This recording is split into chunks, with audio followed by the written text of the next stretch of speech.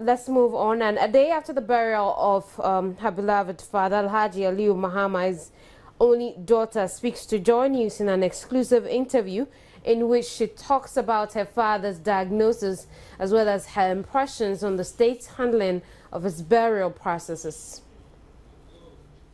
Culture and tradition dictates many more people continue to march into the private home of the former vice president whose mortal remains now rests here. Very close to the grave is the living room in which his widow Hajia Ramatu Mahama sits, obviously broken within but coming around as sympathizers console her. Salma Habib Mahama, an only daughter, explained to me the first time news of her father's death broke.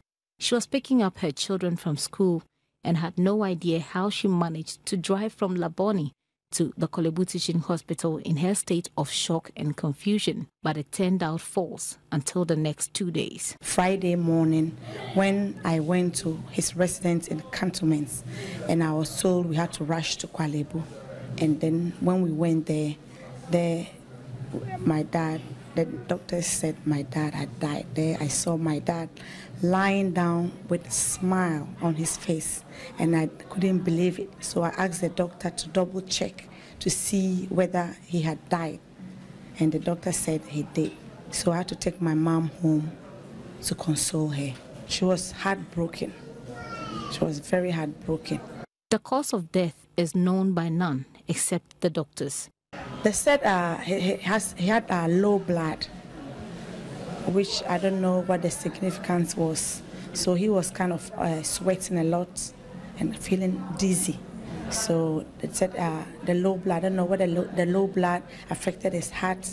We're not giving details. I've never really seen my dad seriously sick like this. This is like a 2-week sickness that is a shock. Like, I miss my dad so much, but I know he's in the hands of Allah. Salma discounts claims that being on life support means one is as good as dead, as believed by a section of the public. She said her mother was once on life support, but regained consciousness and is now well and much stronger.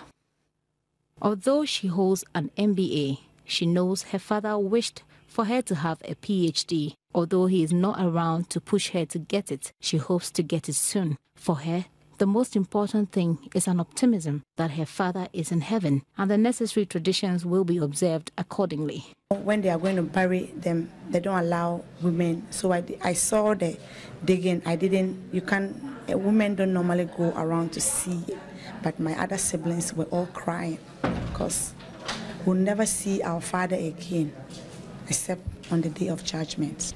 After the burial, tomorrow they're going to have 3 days, and Sunday they're going to have the 1 week, and after which we'll go back to Accra to wait for the 40 days. That will be somewhere in December, around ending of December. Thank His Excellency John Mahama, the Vice President, our father, ex-President John Kufuor, his wife, presidential candidate MPP, vice presidential candidate Baumia, and all the party members, everybody who make this possible, we say, may Almighty Allah bless them all.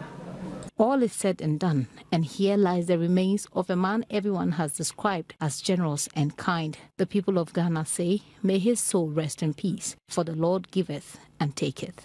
For Joy News, Gifty Ando Apia.